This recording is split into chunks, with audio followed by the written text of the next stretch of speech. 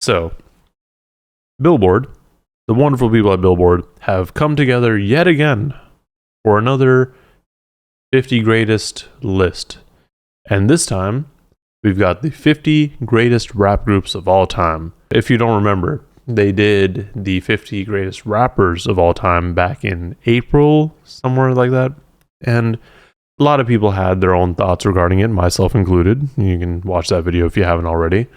But this time around, I haven't even looked at this list outside of who's on number one, so I guess that's kind of cheating. But without further ado, let's get into this list and have some sort of discussion, I suppose. Just like with every list, we have to look at their synopsis, their intro to it, and kind of understand where they are coming from. In determining these rankings, the Billboard editorial team again took the following criteria into account, not in any specific order: body of work / achievements, cultural impact / influence, longevity, years at the mic, lyrics, storytelling skills, and flow, vocal prowess. That's what we're getting here. We're getting the same criteria that the individual best rappers of all time list got, but this time just on the group side. Our definition of groups includes duos, proper groups, and more nebulous collectives. Most notably, inclusion on this list is based on the accomplishments of the group as a unit. Does that mean G units here? Not what the individuals may have separately accomplished.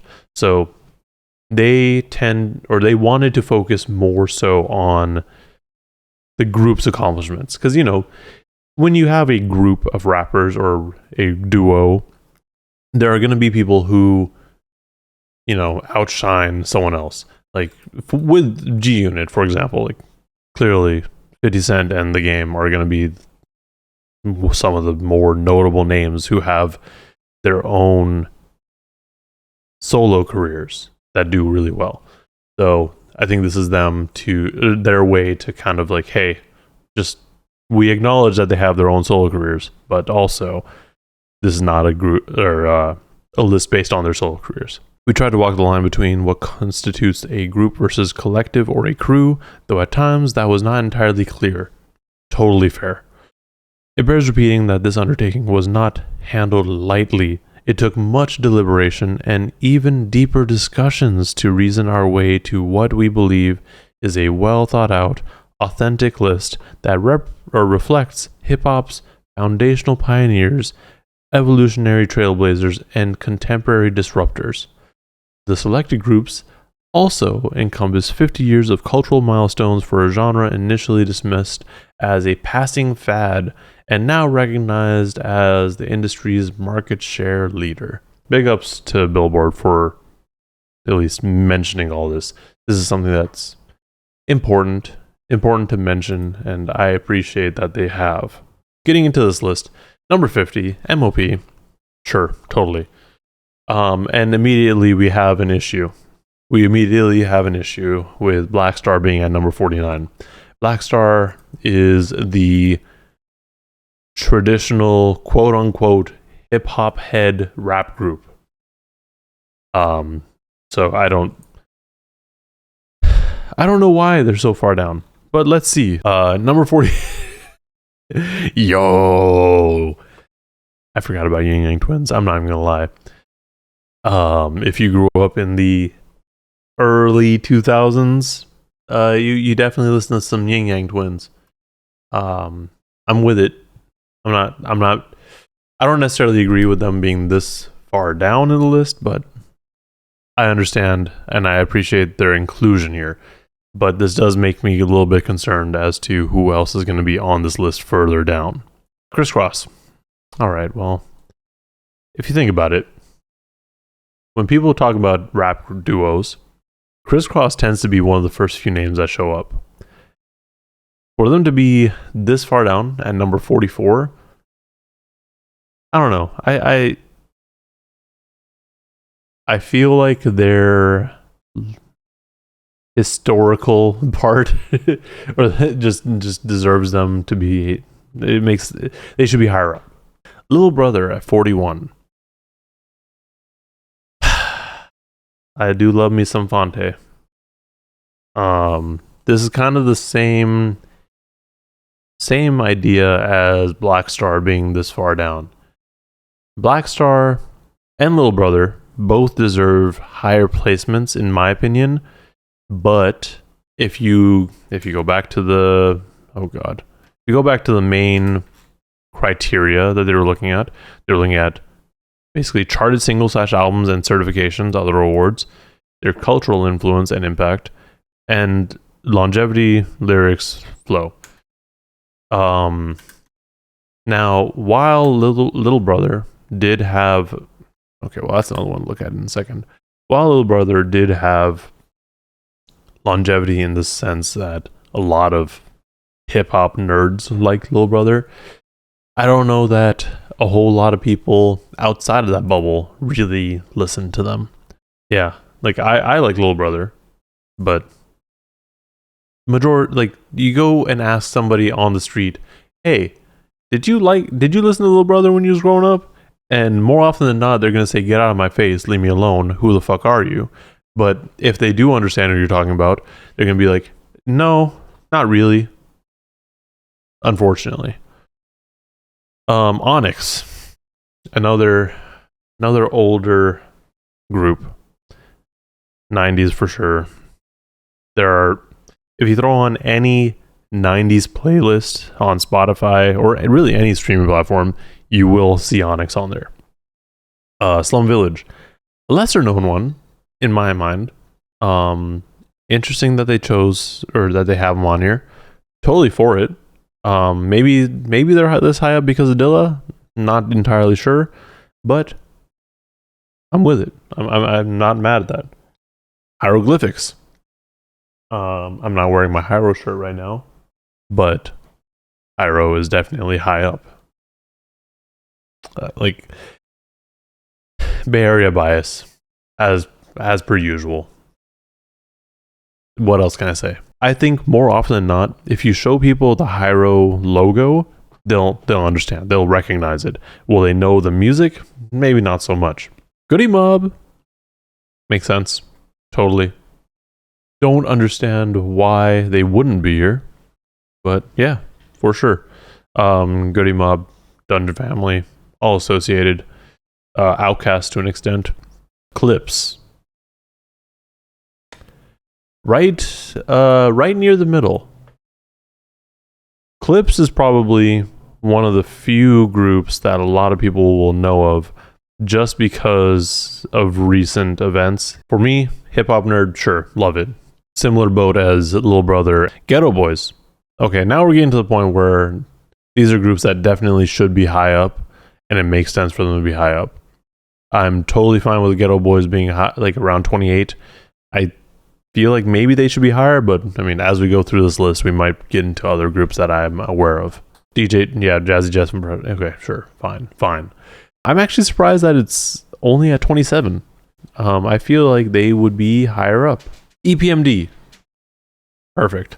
Sugar Hill Gang. Okay, well, this is a very unflattering photo of them. The Locks, totally. I would definitely put them above the Diplomats, but that's just my bias. Because Jadakiss. Bone Thugs. I don't think anyone can argue with Bone Thugs being above both of them. Yep, totally. Yeah, there's G Unit. I thought G Unit was going to be on here. I knew they were going to be here. Anyone surprised? Nope. 3-6? Totally. All these people at this point make perfect sense. Cypress Hill, yeah. Definitely. I'm actually surprised that Beastie Boys only had 16. Fugees. Yeah. Actually, I feel like they should probably be a little higher. I would argue that they should be a little bit higher. Mobb Deep also should be a little... Wait. If Mobb Deep's at 13, who do we have in the top 10? Because Mobb Deep is... I think it hits every category that they mentioned. Also, where's Slaughterhouse? Migos being up here makes sense. Like, it makes perfect sense. Migos makes total sense to be up here. Because they were the first rap group in the 2010s, I think, that really got it popping and actually had their own, at that time, unique sound to them. Had a lot of radio hits for sure. Yeah, no, I totally agree with them being high up on the list. The Roots, my favorite rap group of all time. No, that's a lie. That's one of my favorite rap groups though. I love Questlove and Black Thought, but I'm also just a fucking nerd. Number 9, De La Soul. Now, how much of this is because Trugoy passed away? And how much of it is because Billboard actually wanted De La Soul this high up? I'm not trying to say they're just, trying to please everybody. I would honestly have De La Soul pretty high up. But I don't, again, I think De La Soul kind of disappeared from everyone's mind for a little while because they weren't on streaming, or at least the majority of their albums were not on streaming. But for people like me who played NBA Street Volume 2 way too much, me, myself, and I was on constant rotation. So, they're in there for sure. Salt and Pepper. I can't argue that at all. Eric B and Rakim up here because they are technically a duo, but it's really just Rakim rapping over beats, and he sounds the same on most beats. It just happened to be that Eric B had good beats for him. Public Enemy, sure. Why not? Run DMC, also, sure, why not? Tribe Called Quest, yes. They very well, they should be this high up.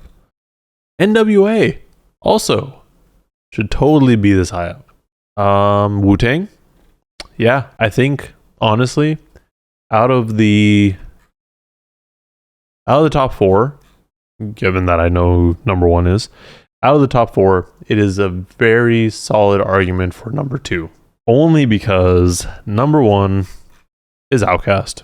I don't think you can really argue that Outkast should be anywhere lower. Well, never mind. You could argue number 2, maybe number 3, but I think most people are going to say Outkast deserves to be number 1. And I'm not mad at that at all. Anyways, Billboard had that list. Most of it, honestly, felt like filler.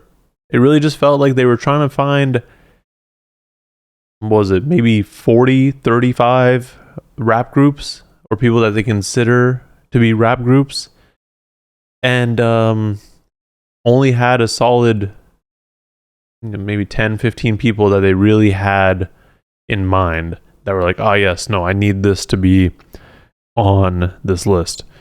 I will definitely say that Lil Brother and Black Star being that low makes me feel away, but given their criteria, maybe they're focusing on the sales because that makes more sense.